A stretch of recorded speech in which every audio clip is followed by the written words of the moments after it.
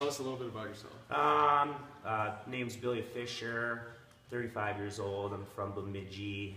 I own a gym in town. My hobbies are wrestling, playing cards, playing with my dog Stella, taking walks.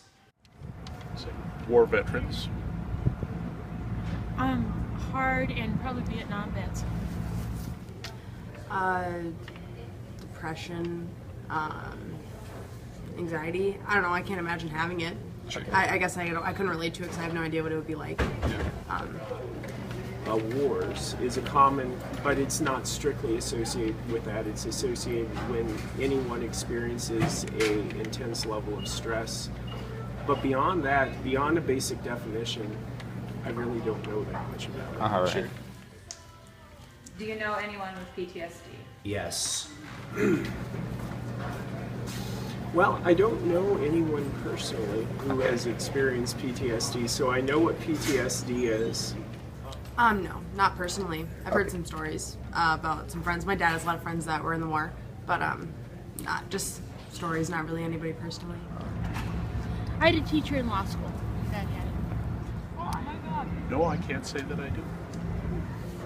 Stigma is when a culture or society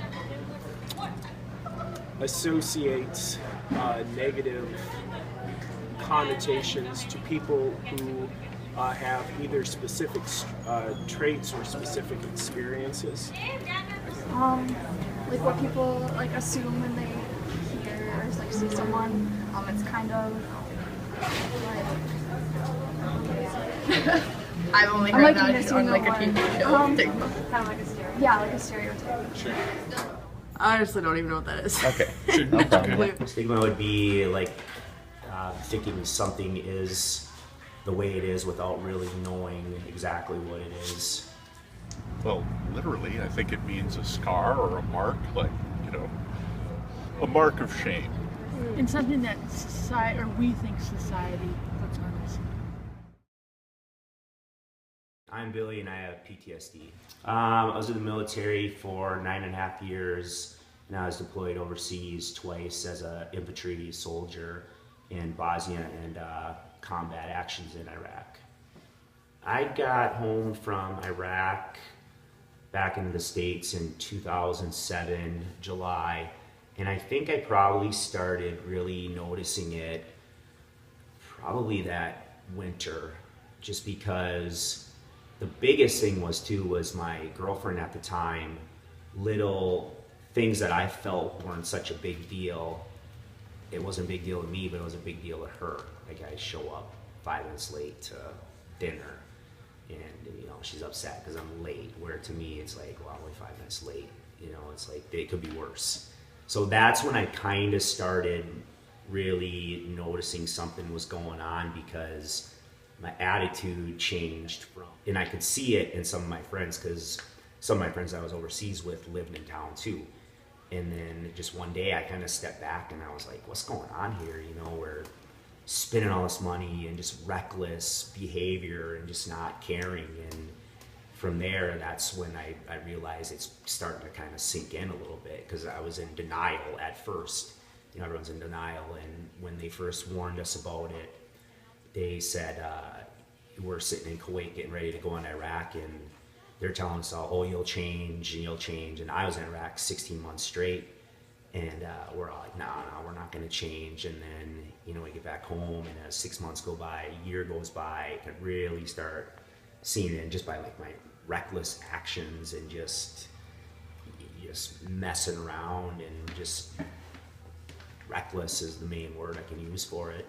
One major thing to deal with it is having the gym. The gym's probably been a lifesaver for me, and then a lot of my fellow vets that also deal with PTSD, just because it's a good way to break down your over energy and a way to step out of reality and burn stress off.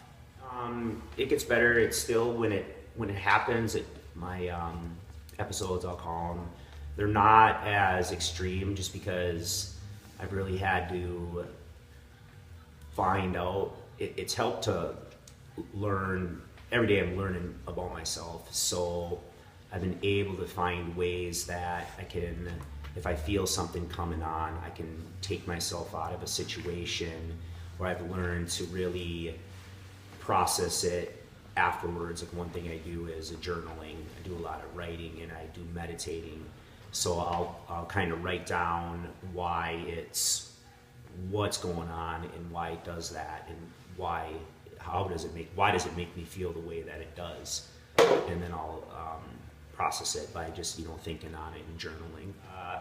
For the longest time, probably the biggest stigma would be the crazy and the out of control kind of killer stigma, because a lot of people think they don't associate. PTSD can be so complex, and your symptoms can be so diverse depending on who you are and how you handle things. And a lot of people think that, and there are some people that are like this too, but a lot of people think that people with PTSD are just gonna, especially a soldier, gonna walk into a building and just flip out and melt down. But in all reality, a lot of what mine is just isolation.